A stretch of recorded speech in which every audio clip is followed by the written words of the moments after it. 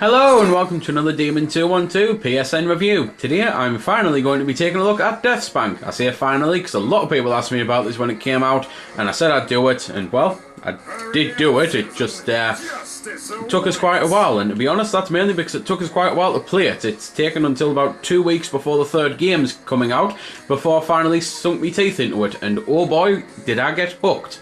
So, I'm going to go on to continue game simply because at the start of the game there's absolutely nothing and there's no save files, it's just one save file that keeps counting over. Help and options wise, you've got very basic things. You can view your video settings and game settings and that. You can go to your controls but you can't change anything.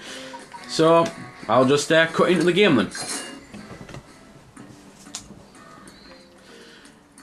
So it's a single player RPG that might as well be single player purely because the second player gets crapped upon from a great height. You can play the game obviously co-op, he's on now, it's local, and the reason I say this is from the start of the game all the way up from level 1 to level 20, which is the top of the level cap, that wizard does not change.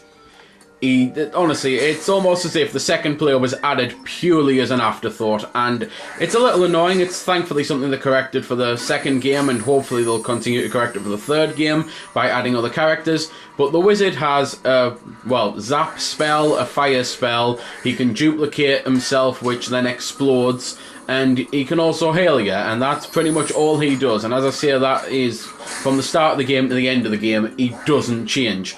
Whereas DeathSpank, he's the main hero, so he gets to pretty much do whatever the hell he wants. You can go into your menu system for one thing, and you can, well, just basically swap all your weapons around, swap your armor around. Don't get me wrong, if you're a novice to RPGs, you can just hit always equip the best armor, so the moment you level up and you can use an item, because things are locked, so for example you could get something that's level 20 and at level 18 you can't use it unless you've chosen one of your skills, which is also the other things you can do. These here, the hero cards, when you level up you get to choose things, so I quite early on decided to go for the you can use armor and weapons 2 levels above what you actually are, because it, well, stops you from dying every 2 seconds.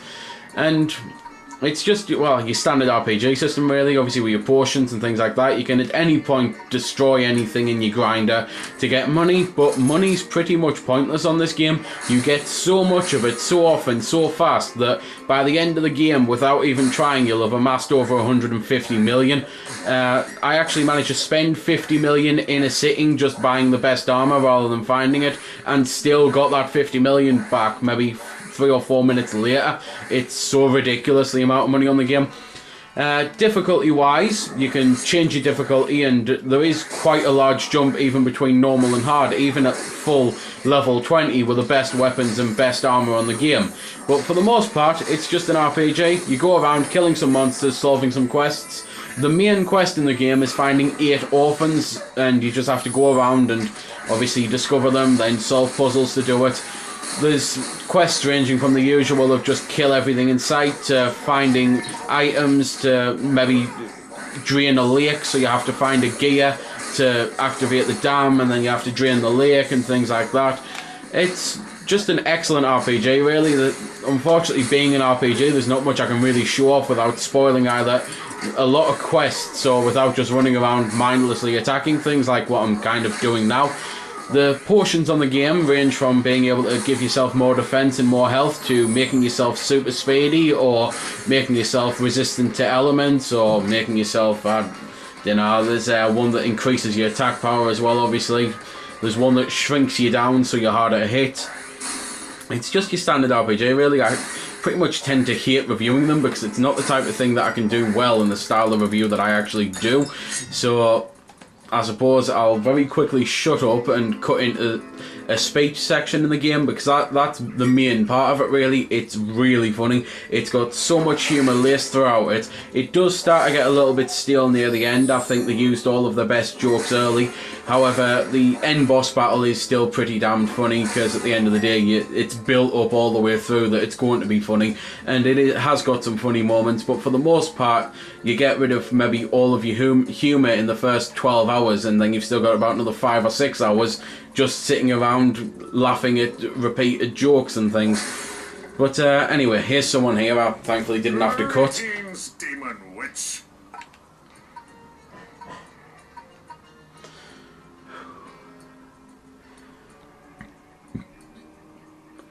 You would not believe the heroic journey that brought me here.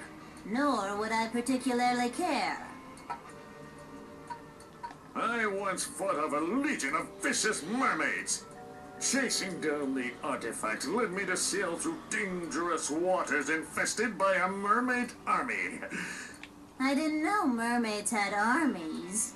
Well, it was more of a militia, really. And come to think of it, maybe they were just salmon. Though they were pretty sexy. And, well, that's pretty much the caliber of humour. So if you like goofy humour, like I, well, personally love it at times, then you're going to have a lot of fun with the game, especially if you like RPGs. It's not the type of game that if you love RPGs and hate humour for some reason, then you're probably going to get really sick and just skip through all the thing. It's not the sort of game that if you love humour but hate RPGs, you'll enjoy it because of the script, I don't think. Because while the script is funny in a lot of places, there is a large amount of gameplay, and if you really do hate RPGs, then you're probably not going to enjoy it. But if you do kind of like them and you like a good laugh, or vice versa, then I definitely think it's worth a punt, especially because the sequel's even better. At least I personally think so, and I'm really looking forward to the third one as well. So that really is all I can say without mumbling on, so I'll leave you there then. So there we go then. That's been the review. I hope you found it helpful. I don't score the games because that's based purely on opinion, so instead I'll leave you to make your own mind up. So thanks for watching, and if you've got any questions about the game that I didn't answer in the vid or that hasn't been answered in the comments, then feel free to ask and I'll help if I can. Also, if you did find it helpful, don't forget to check out my channel because there's plenty more like this up there, and don't forget to subscribe because there'll be plenty more to come as well. So until next time, this has been Demon212, signing off.